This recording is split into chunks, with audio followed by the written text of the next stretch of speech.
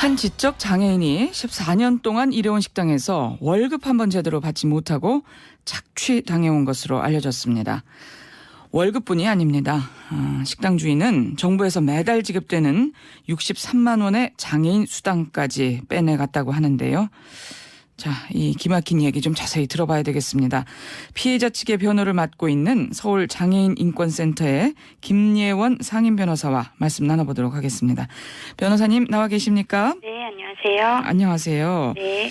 자, 일단 피해자가 지적장애 2급이라고 하던데요. 예. 그러면 인지능력이 어느 정도 되는 건가요?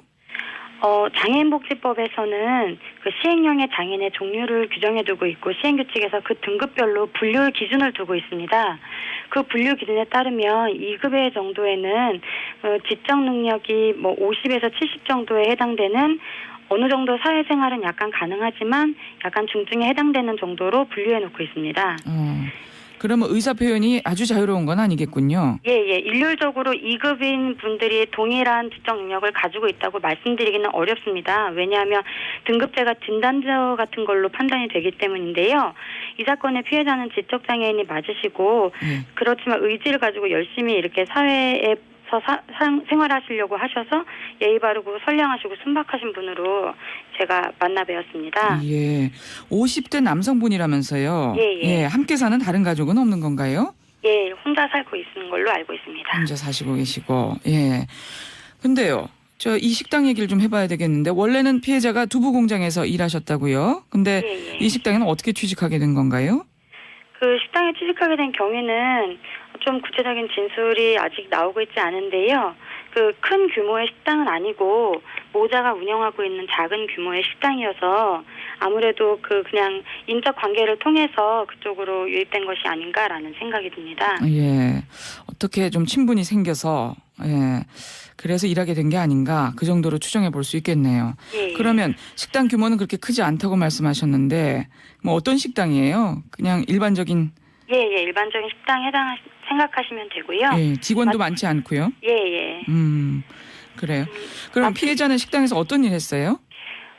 생각하시는 바와 같이 각종 식당에서 필요한 잡일들을 했다고 보시면 됩니다. 그럼 몇 시부터 몇 시까지 일했는데요? 자영업의 특성상 몇 시부터 몇 시까지라는 게 정해져 있기가 어렵잖아요. 그래서 아마 상시적으로 근무하지 않았나라고 생각됩니다. 아침부터? 예. 여기는 아침 식사도 하나 보죠? 이 식당은? 그런 부분은 아직 지금 수사 중에 있습니다. 예. 그럼 어쨌든 거의 매일같이 일을 했고 휴일도 없이 그렇게 일을 했다. 이렇게 보면 되겠네요. 네. 예. 그래서 이 식당에서 14년 정도를 일을 했는데 월급은 언제부터 제대로 지급이 안 된 건가요? 네, 이런 사건의 경우에는 월급이라는 개념 자체가 좀 성립되기가 어렵습니다. 왜냐하면 그 착취를 하는 사람이 통장의 주인 노릇을 하면서 사실상 관리를 대부분 하고 있고요. 그래서 월급이 지급된다라는 개념이 성립되기 어렵고 이 문제는 많은 지적 발달 장애인들이 겪고 있는 문제이기도 합니다. 그러면 돈 한 푼도 안 받았다는 거예요? 네, 일단은 일당 차원에서 이렇게 지급된 날도 있기는 한데 알려진 바와 같이 그게 최저임금에도 미치지 않는 금액이기 때문에 임금으로 명명되기에는 좀 어려움이 있을 것 같습니다. 얼마인데요? 일당을 얼마를 받았는데요? 일단 구두상 계약으로 일당 10,000원을 주겠다라는 식으로 이렇게 근로를 시작하게 한 것으로 알고 있습니다. 아이고, 하루에 10,000원. 아이고, 그렇군요. 예. 지금 매달 지급되는 장애인 수당까지 이 식당 주인이 빼내갔다면서요. 이 장애인 수당이 63만 원 정도 되는 거죠? 네, 그 장애인 수당이라고 알려져 있는데 이제 복지급여라고 해서 나가는 돈이고 이 돈의 정확한 성격은 그 구청에서 자료를 받아서 파악을 해야 되고요. 어쨌든 그 정도에 상응하는 금액이 다달이 이렇게 입금이 되었는데 그 돈을 본인이 사용을 한 것으로 보여집니다. 그러니까 이 수당이 지급되는 통장을 아예 주인에게 맡긴 모양이에요. 예, 이럴 경우에는 대부분 그런 식으로 착취를 이루어지고 있어요. 예. 그러면 수시로 그 통장에서 자기 돈 쓰시지 이 식당 주인은 돈을 뺏쓰고 그랬다는 말이고요. 예. 이 금액을 다 합치면 또 얼마나 될까요?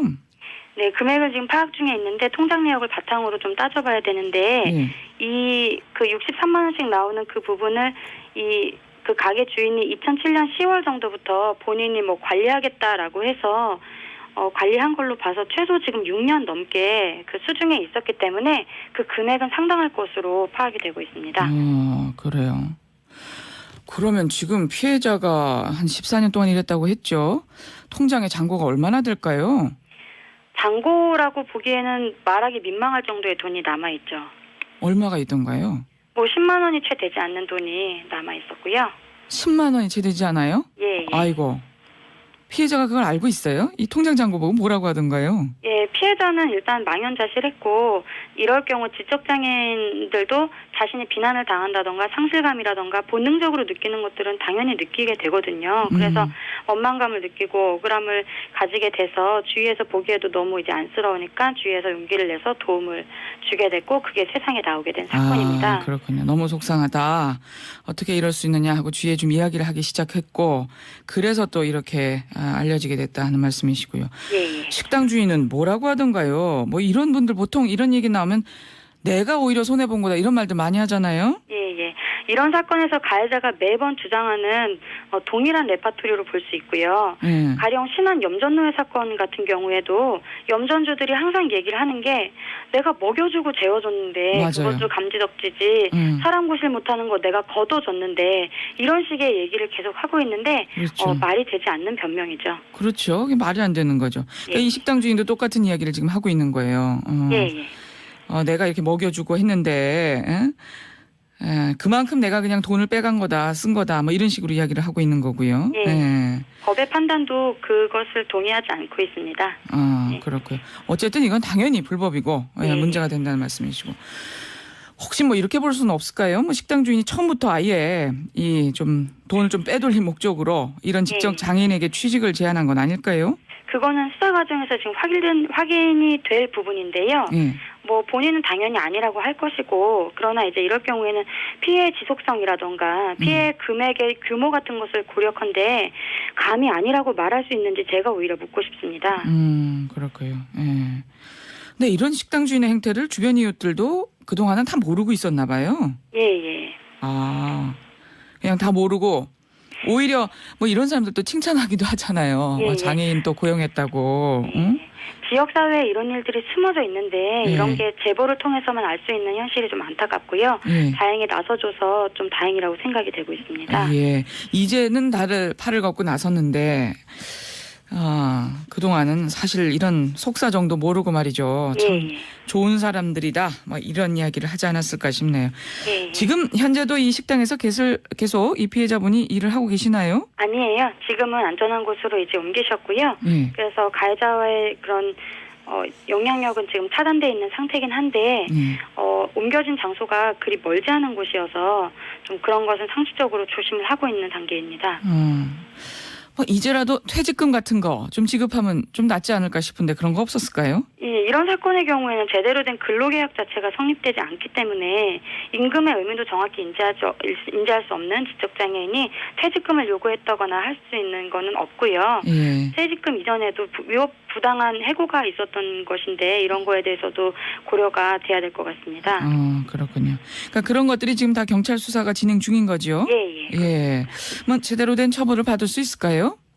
당연히 처벌을 받도록 해야 될 것 같고요.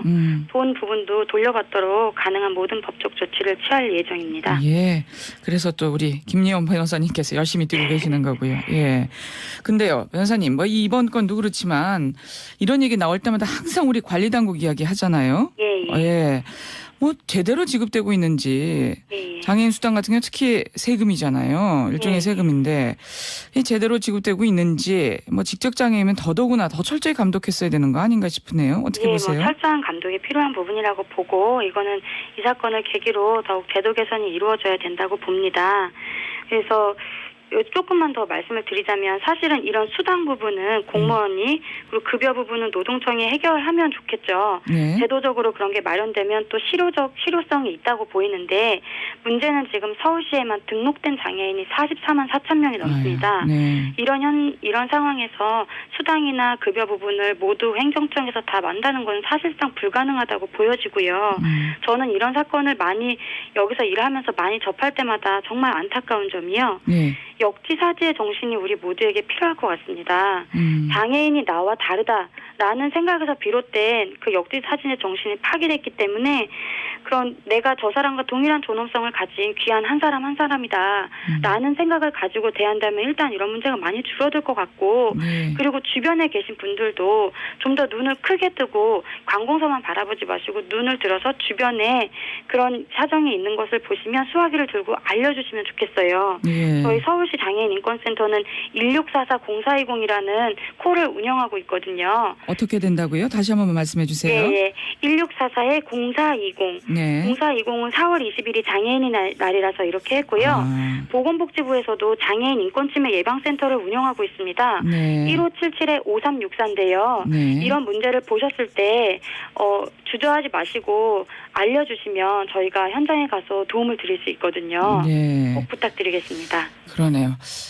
일단 지금 관리 감독의 손이 미처 미치지 못하는 곳이 너무 많은 관계로 예. 예, 이웃들의 관심이 절실하다 하는 말씀이시군요. 예. 네. 그렇습니다. 장애인의 날 4월 20일로 관련된 전화번호 꼭 좀 기억해 주시면 좋겠고요. 또 이웃들에게 이런 사례가 있는지 우리 한번 좀 돌아보는 그런 계기가 됐으면 좋겠습니다. 정말 자꾸만 이런 일이 반복되니까 참 답답한데요. 뭔가 좀 대책도 제대로 된 대책도 좀 마련이 됐으면 하는 생각이 드네요. 예.